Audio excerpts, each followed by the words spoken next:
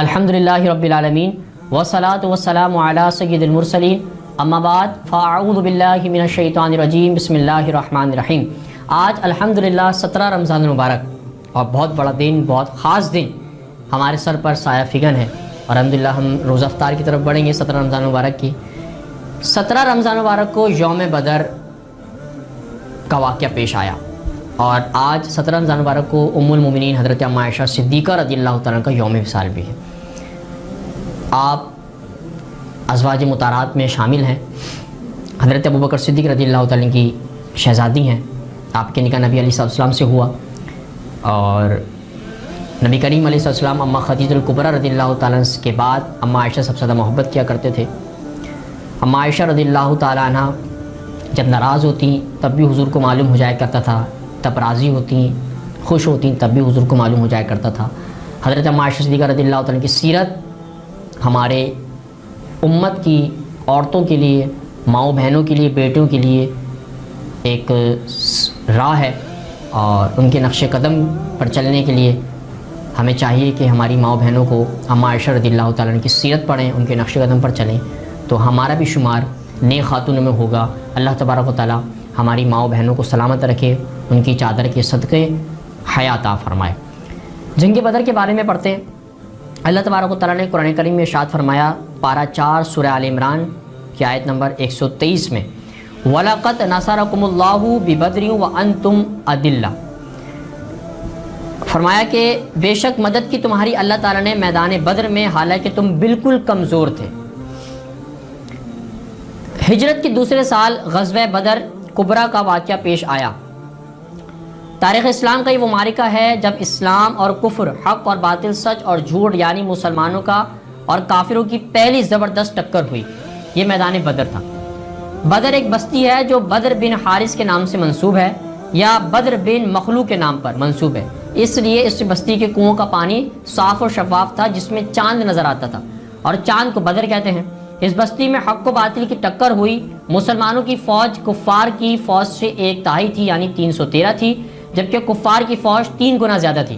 یہ بڑے غرور، تکبر اور بھرم کے ساتھ میدان میں آئے تھے۔ اگرچہ مسلمانوں کی فوج کم ہونے کے ساتھ ساتھ اسلحہ، سامان جنگ و جدال بھی بہت کم رکھتی تھی، مگر انہیں اللہ تعالیٰ کی وحدانیت، حضور علیہ السلام کی رسالت، ایمان کی دولت اور قوت ایمان کی سرعت پر یقین تھا۔ اس یقین محکم کا نتیجہ یہ ہوا کہ ساز و سامان پر بھروسہ کرنے والے، تکبر اور غرور پر اترانے والے ذلیل و خوار ہوئے۔ اللہ تبارک و تعالیٰ نے مٹھی بھر بے اسلحہ مسلمانوں کو فتح مبین عطا فرمائی، تاکہ قیامت تک کے مسلمان یہ جان لے کہ فتح و نصرت محض کثرت سامان سے نہیں بلکہ اللہ تعالیٰ کی مدد سے حاصل ہوتی ہے۔ اللہ تعالیٰ نے اس یوم کو یوم الفرقان کے لقب سے بھی قرآن کریم میں درج کیا ہے۔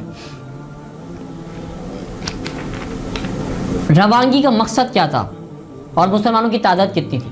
ہجرت کے 19واں مہینہ تھا، رمضان کی 12 تاریخ تھی،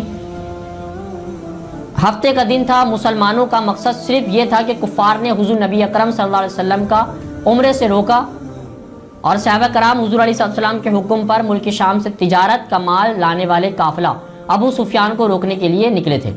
لڑائی پیش نظر نہ تھی۔ حضور علیہ السلام نے حکم فرمایا، جس کی سواری موجود ہے ساتھ لے لو، پہاڑ پر سواری لینے نہیں جا سکتے۔ اور جب یہ قافلہ جمع ہوا تو کل 313 تھے، جن میں 77 مہاجرین، 236 انصار تھے۔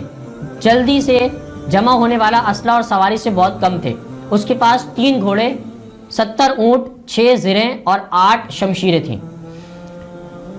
روانگی کا مقصد کیا تھا؟ میں عرض کر چکا ہوں کہ مسلمانوں کا مقصد صرف ابو سفیان کے قافلے کو روکنا تھا۔ جس کی سواری موجود تھی ہمراہ ہو لیا، اور جس کی سواری پہاڑ پر تھی وہ نہ لا سکا۔ اس لیے حضور نبی اکرم صلی اللہ علیہ وسلم نے ارشاد فرمایا، جس کی سواری حاضر ہے وہ تو سوار ہو جائے اور ہمارے ساتھ چلے، اور جن کی سواری تھی یعنی چراگاہوں میں تھی، حضور علیہ السلام نے ان کا انتظار نہ فرمایا۔ اب یہ قافلہ اس شان سے روانہ ہوا کہ 3 صحابہ کرام ایک ایک اونٹ پر مقررہ کر دیے گئے۔ وہ اونٹ جو حضور سرور کائنات فخر موجودات صلی اللہ علیہ وسلم کے حصے میں سواری کے لیے مساوی سواری کے لیے آیا، امت کے والی صلی اللہ علیہ وسلم نے اس پر تنہا سفر کرنا پسند نہ فرمایا، بلکہ مساوات محمدی کے طور پر اپنے ہمراہ حضرت علی اور حضرت ابو لبابہ رضی اللہ تعالیٰ عنہما کے اس اونٹ کے لیے مقرر فرمایا۔ یہ مساوات مصطفی کا اعلیٰ نمونہ ہے، یہ عدل نبی کی بہترین مثال ہے۔ اب یہ نورانی اور مصطفی لشکر اپنے آقا و مولا علیہ الصلوۃ والسلام کی قیادت میں رواں دوانہ ہو گیا۔ راستے میں ایک مقام روحا، اس جگہ پر یہ لشکر پہنچا تو حضور نبی اکرم صلی اللہ علیہ وسلم نے حضرت ابو لبابہ رضی اللہ تعالیٰ عنہ کو مدینہ طیبہ کا والی بنا کر واپس بھیج دیا اور ان کی جگہ حضرت مرثد رضی اللہ تعالیٰ عنہ کو اپنے ساتھ شامل فرما لیا اور لشکر اسلام رواں دوا ہو گیا۔ حضور علیہ الصلوۃ والسلام جب اپنی باری کی مسافت طے کر چکے اور نیچے اترنے لگے تاکہ دوسرا ساتھی سوار ہو تو دونوں غلاموں نے عرض کی، یا رسول اللہ صلی اللہ علیہ وسلم، آپ نیچے نہ اتریے بلکہ ہماری باری میں بھی آپ ہی سوار رہیں، اللہ تعالیٰ آپ ہی سوار رہیں، ہماری اس سے کیا خوش نصیبی ہو سکتی ہے کہ آقا علیہ الصلوۃ والسلام آپ اونٹ پر سوار ہوں اور نکیل ہمارے ہاتھوں میں ہو، سواری کی گرد راہ اڑ رہی ہو، ہمارے چہروں پر پڑ رہی ہو، ہماری آنکھوں کا سرما اور چہروں کا غازہ بن رہی ہو۔ حضور انور صلی اللہ علیہ وسلم نے اپنی جان نثاروں کی بات سن کر ارشاد فرمایا، تم دونوں مجھ سے زیادہ طاقتور نہیں ہو، تم دونوں مجھ سے زیادہ طاقتور نہیں ہو، اور یہ بات نہیں کہ تمہیں اجر کی ضرورت ہے اور مجھے نہ ہو، یعنی میں تم سے زیادہ طاقتور بھی ہوں، اجر و ثواب کا بھی تم دونوں سے زیادہ چاہنے والا ہوں، شرف انسانی کے پیمبر، مساوات انسانی کے داعی، عدل و انصاف کے پیکر، عالم اسلام کے رہنما اور رہبر صلی اللہ علیہ وسلم کا ارشاد سن کر صحابہ کرام علیہم رضوان کے ایمان کو اس قدر توانائی حاصل ہوئی اور امت مسلمہ کے فوج کے کمانڈروں کے لیے یہ ارشاد مبارکہ کس قدر سبق آموز ہے۔ اس کے بعد ہم آگے پڑھیں گے کہ یہ لشکر عریش کے مقام پر کیا ہوا۔ حضرت سعد ابن معاذ رضی اللہ تعالیٰ نے حضور اکرم صلی اللہ علیہ وسلم کی بارگاہ اقدس میں یہ تجویز پیش کی کہ یا رسول اللہ صلی اللہ علیہ وسلم، ہم چاہتے ہیں کہ آپ کے لیے ایک چھپڑا بنایا جائے اور اسے عریش بنا دیں تاکہ آپ دوران جنگ اس میں تشریف فرما ہوں اور آپ کے سواری کے لیے اونٹ بھی وہاں کھڑے رہیں، پھر ہم دشمن پر حملہ کریں۔ حضور علیہ الصلوۃ والسلام نے اپنے جانثار کی بات سن کر دعائے خیر بھی فرمائی، آپ نے اس کی اجازت بھی فرمائی اور حضور نبی کریم علیہ الصلوۃ والسلام کے لیے ٹیلے پر ایک عریش بنا دی گئی جہاں سے جنگ کا سارا منظر دیکھا جا سکتا تھا۔ اس عریش میں حضور علیہ الصلوۃ والسلام جلوہ گر ہوئے۔ سیدنا حضرت ابوبکر صدیق رضی اللہ تعالیٰ عنہ، سیدنا سعد ابن معاذ رضی اللہ تعالیٰ عنہما تلوار لے کر اس عریش کے دروازے پر کھڑے ہو گئے۔ یہ جمعہ مبارک کی رات تھی، مسلمانوں کی خوب نیند آئی، صبح اٹھتے تو سفر کی تھکن ختم ہو چکی تھی اور حضور انور صلی اللہ علیہ وسلم ساری رات عبادت میں مصروف رہے۔ اس کے بعد 17 رمضان مبارک کی صبح جب صبح نمودار ہوئی تو حضور سید عالم صلی اللہ علیہ وسلم نے صحابہ کرام علیہم رضوان کو نماز کے لیے بلایا اور نماز سے فارغ ہو کر جہاد پر وعظ فرمایا، اور اب آپ نے صحابہ کرام علیہم رضوان کے تمام طریقے ارشاد فرمائے جہاد کے بارے میں اور لڑائی کے موقع پر۔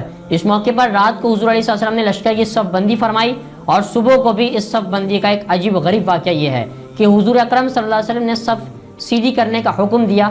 آپ کے دستے مبارک میں ایک تیر تھا، جو شخص آگے پیچھے ہوتا اس کو تیر کے اشارے سے صف میں برابر ہونے کا حضور حکم دیتے تھے۔ حضور نبی کریم علیہ الصلوۃ والسلام صف درست کرواتے ہوئے ایک صف سے گزرے، دیکھا کہ حضرت سواد بن عزیہ رضی اللہ تعالیٰ عنہ صف سے آگے نکلے ہوئے ہیں۔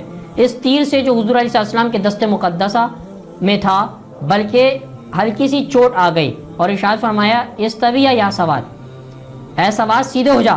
حضرت سواد رضی اللہ تعالیٰ نے صف میں سیدھے ہو گئے اور عرض کی، یا رسول اللہ صلی اللہ علیہ وسلم، اللہ تعالیٰ نے آپ کو حق و انصاف کے ساتھ بھیجا ہے، آپ کے مارنے سے مجھے درد ہوا ہے، مجھے بدلہ دیں۔ حضور رحمت عالم صلی اللہ علیہ وسلم نے اس بات کو گستاخی پر محمول نہ فرمایا، کورٹ مارشل کرنے کا حکم نہ دیا، بلکہ پیغمبر اسلام علیہ السلام نے عدل و انصاف پر اور عدل و انصاف پورا کرنے کے لیے ایک سپاہی کا مطالبہ اور قصائص پورا کرنے کے لیے زرہ کے بند کھولنا شروع کر دیے، اپنی قصب مبارک اوپر اٹھائی اور اپنے شکم مبارک کو اپنے سپاہی کے سامنے کر دیا تو ارشاد فرمایا، اے سواد آؤ اور اپنا بدلہ لے لو۔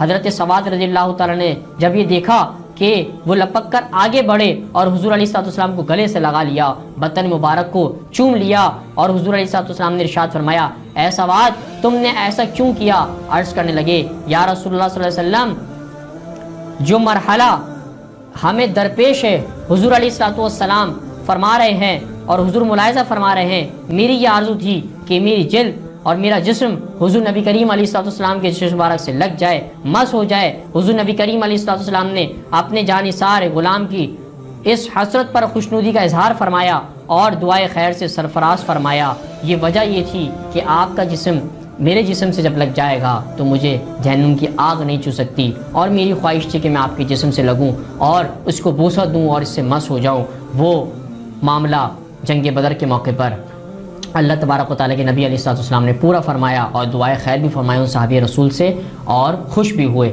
اللہ تبارک و تعالیٰ ہمیں جنگ بدر کے معاملات سمجھ کر اور جنگ بدر میں جو صحابہ شہید ہوئے ان کی سیرت پہ عمل کر کے زندگی گزارنے کی توفیق عطا فرمائے۔ وما علینا الا البلاغ المبین۔